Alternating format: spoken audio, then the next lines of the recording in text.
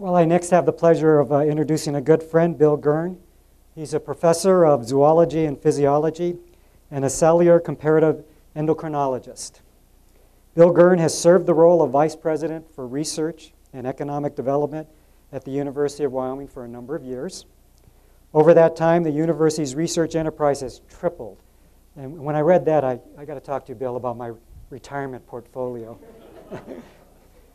In addition, Dr. Gern has helped to build very strong economic development components for UW, including the Business Resource Network, which is a deep partnership with the Wyoming Business Council. Dr. Gern serves on the EPSCoR States Coalition Board of Directors and is recognized for building university-based research and economic development enterprises in rural states. Dr. Gern has coordinated UW's involvement with the NCAR Wyoming Supercomputing Center from the very, very beginning. So Bill, please come up.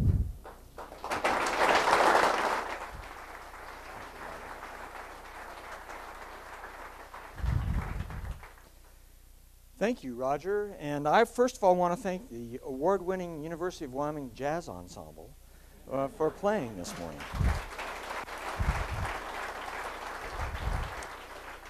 It's a great morning in Wyoming. At this ribbon cutting, it's time to recognize people who have played critically important roles in Wyoming and in preparing the University of Wyoming to take advantage of the monumental opportunity presented by NWSC. My grandmother, the homesteader, said, if you thank people once, you can also thank them twice. So you're going to hear several names being repeated during the course of these remarks. Bringing the NCAR Wyoming Supercomputing Center into reality was the result of overlapping groups of people working diligently together. There were those who recognized the opportunity existed and aggressively moved to have it placed in Wyoming. Here, Randy Bruns and Bob Jensen of the Wyoming Business Council, the Board of Cheyenne Leads, Mark Stagey of Cheyenne Light Fuel and Power played really central roles. NWSC would not have happened without the unwavering and complete support of Governor Friedenthal. And this support has not changed one iota when Matt Mead became Wyoming's 32nd governor. Thank you both. This group also included Wyoming legislature who provided $41 million in funding. The legislative leadership who worked this task are guests with us here today, and thank you all for that great vision that you had.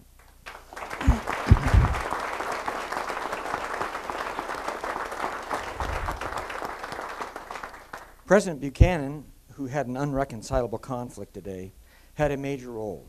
He told Myron Allen and me to just make it happen and helped with us every step of the way. And of course, the trustees of the University of Wyoming who are represented today, they knew that this computer would fundamentally change the University of Wyoming and supported the project completely. What a way to start our 125th year of existence. Thank you. Always there was NCAR and UCAR. If UW were to get its choice of a major scientific organization with which to partner and develop a strong cooperative effort, we would have picked NCAR. This computer is nothing new. We've shared research aircraft, we shared building major computer networks, and so we knew each other from a very long period of time. The University of Wyoming is one of the early members of the UCAR consortium that was spoken of recently. There is none better if we were to choose a scientific organization than NCAR. Their core team of Al Kelly and Rich Loft, Anka Kamrath, Jeff Reeves, Katie Schmall are spectacular. They're great to work with. Along the way, the leadership of Tim Killeen and Roger Wakimoto and Eric Barron, Rick Anthes, who I hope is here somewhere today, also played really important roles. This team brought this project in on schedule and under budget, and as a result, what we see today is we think is the world's most efficient computing center in existence. Intricacies of construction were major players in this, and I want to recognize the efforts of Sarah Ruth and Cliff Jacobs, Michael Moore, and Jarvis Moyers, who did really the heavy lifting at the National Science Foundation. Also in the audience is Chet Lockhart from the University of Wyoming's Facilities Management. He was the person who brought construction manager at risk technique into the construction of this building, which is why this building was able to be managed with such a very low contingency budget as it was being constructed. Finally, I want to thank Angela Faxon, who kept all of UW's efforts on the rails. UW is prepared to use this incredible resource thanks to the visionary work of Myron Allen, my great colleague. Through 3 academic plans in 15 years, we have added 35 to 40 faculty experts in computational science to the University of Wyoming.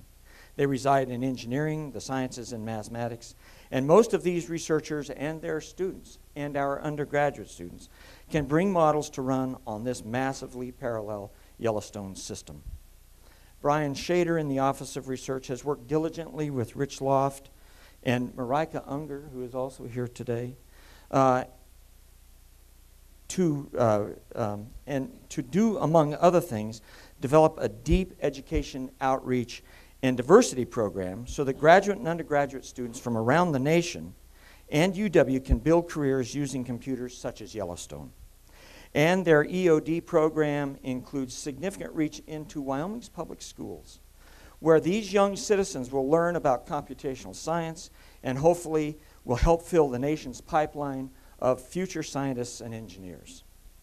Robert Aylward, who is UW's VP for Information Technology, and his colleagues working with NCAR personnel, developed the direct optic fiber connect between the University of Wyoming and NWSC.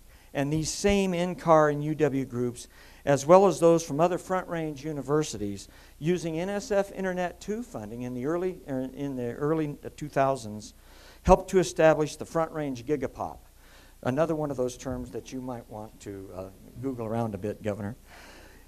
It is an IT switch in Thornton, Colorado, and this is the switch that connects us all to the nation's high-speed research optical backbone built by the National Science Foundation.